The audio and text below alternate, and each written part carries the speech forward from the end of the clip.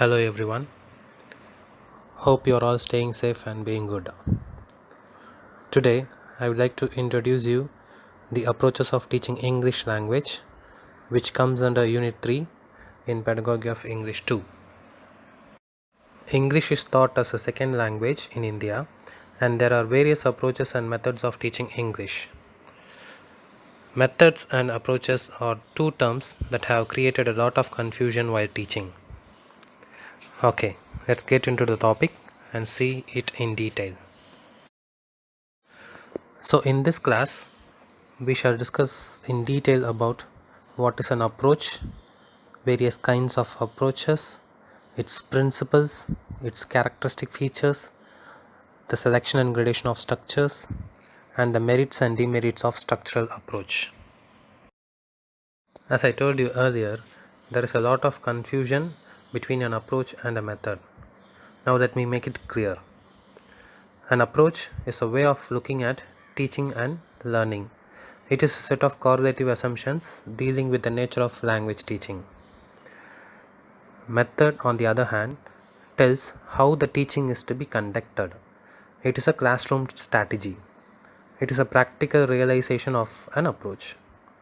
To be simple, we can say an approach is a broader term, and within an approach, we can have many methods. Do you understand? So, an approach is nothing but it is the way of approaching how to teach a particular topic. But inside an approach, there can be several methods. For example, inside an approach, you can have the direct method of teaching English, the translation method of teaching English, you can have playway method of teaching English, you can have communicative method of teaching English. So inside an approach, there can be several methods, but you should have only one approach. So let me make it clear in the upcoming slides. There are various kinds of approach in English language teaching. Some of them which we are going to see are structural approach, situational approach, oral approach, structural oral situational approach, which is also called as SOS approach, communicative approach, and eclectic approach. So we have 6 approaches which we are going to see in this unit. Before going into structural approach, I would like to ask you, what is a structure in a language, and can you guess how many structures are there in English language? Okay, so actually a structure is nothing but it is an arrangement of different words which gives you a complete meaning. In English, there are more than 325 structures, and we have more than 10 crore words in English language, and the count will be going up day by day, because you know very well that every day some new words has been formed in English language. If you teach English based on the structural approach, at the end of schooling, every student is expected to learn at least 325 basic structures and 3500 root words in English language. I hope that you have got an idea about what is a structure, and let me give you some example for structure. For example, uh, this is a pen. This is a pen. So we have 4 words in this sentence, and you can name it as subject, verb, and an object. So we have a subject, we have a verb, and we have an object. So all these words form together to give a complete meaning. Okay, so it is in a particular structure like a subject, verb, and an object. So it is a structure, and a structure can be in several forms. So for example, it can be in a subject, verb, and object. It can be in subject, verb, complement. It can be a subject, verb, direct object, indirect object, and it can be a phrasal verb. It can be a noun phrase. It can be a prepositional phrase.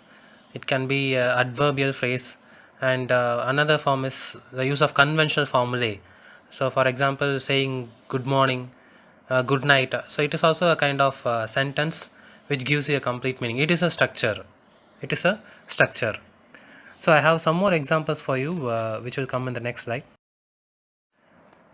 In this slide, you can see four sentences. For example, Nita is there. Is Nita there? There Nita is. There is Nita. So all the four sentences have the same vocabulary, but the thing is, the words are arranged in different order to give different meaning. So this kind of arrangement is called as a structure. So each and every sentence is in different structure. So the arrangement of words in proper structure is very important to convey the meaning. Now you have an idea about what is a structure. Let's move on to the structural approach. Structural approach is nothing but teaching of English by making the students to learn by a particular structure. The learners will be learning language by mastering the structure. If we use this approach, it will increase the students' command over the pattern of English and make them to use English language effectively. Structural approach is also called as aural-oral approach, as it provides opportunity to hear and speak the English language. The teacher will select a set of structural pattern with which they can teach the whole lesson. By using this approach, the learners will be able to familiarize with those structure pattern which will be helpful for them in future. There are different types of structures like sentence pattern, space pattern, conventional formulas, and idiomatic structures. You know very well, in sentence pattern we have several patterns like subject verb object complement, etc. And in phrase pattern we have noun phrase, verb phrase, prepositional phrase, etc. In conventional formulas we have greetings and invitations. Greeting in the sense saying good morning, hi, hello. So those are all comes under the basic structures. And in idiomatic expression we have idioms and phrases, and you know very well what is idioms and phrases. Next is principles of structural approach. This structural approach follows certain principles like importance of speech, formation of language habits, importance of pupils' activity, mastery of structures, meaningful situations, teaching one language at a time. We will see one by one. So the first one is importance of speech. Structural approach takes speech as more important than reading and writing. Speech is the necessary means of fixing firmly all groundworks. Since language is learnt only orally first, speech becomes the basic of acquiring other skills like reading and writing. So this structural approach gives importance to the speech. Next is formation of language habit. So structural approach gives due importance to the formation of language habits because it has a lot of drill work and practice which is given to the students in all the four language skills like listening, speaking, reading and writing. So this language becomes a habit formation and everything becomes natural to the learners. The language learning becomes a natural process. Next is importance of pupils' activity. In structural approach, the emphasis on pupils' activity is more than the teacher's activity. It is the child who is the learner, so he must be actively involved in the learning process. The language is learnt well if both the teacher and pupils are actively involved. So the teacher in this approach gives lots of activity so that they can make the students to feel and learn. The next one is mastery of structures. In structural approach, importance is given more for the mastery of structures than vocabulary. Once structure is taken up for teaching and practice is given for it in all the four skills such as listening, speaking, reading and writing. If the pupil acquires mastery of structures, then learning the language becomes easier for them. Next is creating meaningful situation. In structural approach, in order to teach the different structures, the teacher has to create meaningful situations. Various situations can be created by facial expressions, gestures, actions, with teaching aids, etc. This makes the class interesting and the students involve themselves actively. The last one is teaching one language item at a time. In structural approach, one language item is taught at a time. When the students have mastered the first structure, the next one is taught. This helps them to learn structures easily. And also in this approach, the students will be moving from easiest structure to the difficult one, from known to unknown. Here in this slide, you can see the characteristics of structural approach. Grammar is taught informally in this approach because it correlates the teaching of grammar and composition. When the teacher provides so many oral drills, it will have a huge impact in learning aspects. Meaningful situations are created by the teacher with the help of some available aids in the classroom. English is a foreign language and there are so many structures in English. Selection of structures is very important because the students are not supposed to learn all the structures, but they learn only those structures which frequently comes up. The following were the principles of selecting a structure. We should select it based on the usefulness, simplicity, teachability and productivity. The first one is usefulness. Structures which occur more frequently in the reading materials and are actively used by the students should be selected. For example, structures like this is a, that is a, these are, those are should be selected and thought of. So we should select structures which are very useful to us in the future. So you can also select structures based on some question forms. So what is, who is, how. So you can select structures based on those patterns too, so that it will be very helpful for them in future. The next one is simplicity. Simple structure should be selected. Simplicity means the form and meaning of the structure should be simple.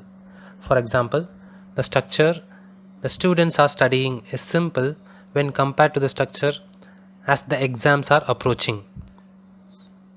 So here in this two sentence, the students are studying is very simple then as the exams are approaching for the beginners. You should select simple structures in the beginning and then you can go for difficult structures after learning those simple structures. For example, you should select structures like subject, verb and object first, and then you should go for subject, verb, object, complement and subject, verb, direct object, indirect object, etc. The next one is teachability. Structures which can be easily demonstrated in the class should be selected. For example, the structure the book is on the table can be easily demonstrated in the classroom compared to the structure he is going on a journey. For the structure the book is on the table, the teacher can use a book and the table which is present inside the classroom. But for the structure he is going on a journey, the teacher has to create some imaginary situation and it is very difficult for the young ones to understand it sometimes. The last one is productivity. Productivity means that a number of structures can be produced out of it. Hence, while selecting the structures, productivity should be taken into consideration. For example, I am walking is a sentence. So you can add many words in that sentence. For like I am walking on the road, I am walking with my friend, I am walking to my home, etc. As teachers, you have to give more importance for productivity kind of structures so that they can be able to produce so many sentences from a simple structure. Gradation of structures. Once the structures are selected, they have to be graded. Gradation means putting the teaching material in a suitable order.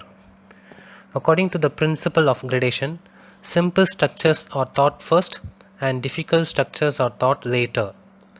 What to teach first and what next is important in teaching of English. Thus, by gradation, the structures are put in a certain order and taught one by one in that order. Grading easier and most useful structures before difficult and less usable ones.